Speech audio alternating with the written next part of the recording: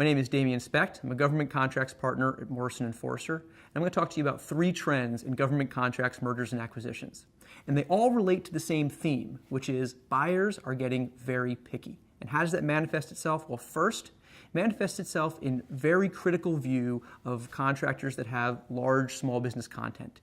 If you're a company that has a number of small businesses, buyers are going to be skeptical that those contracts can transfer.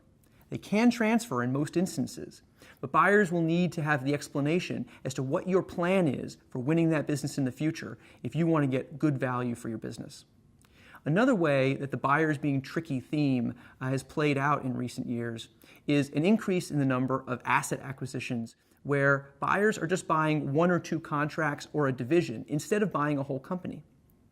That allows the buyer to get exactly the assets they need and leave behind what they don't.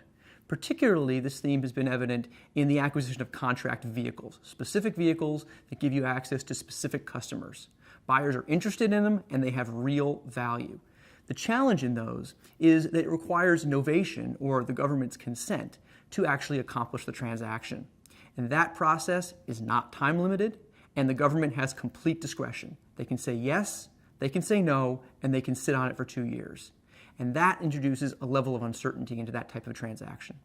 The third trend that's a result of buyers being picky is they're doing more small tuck-in acquisitions. Acquisitions in the range of 15 to 25 million as opposed to the 100 million, 200 million or more transactions that we've seen in the past.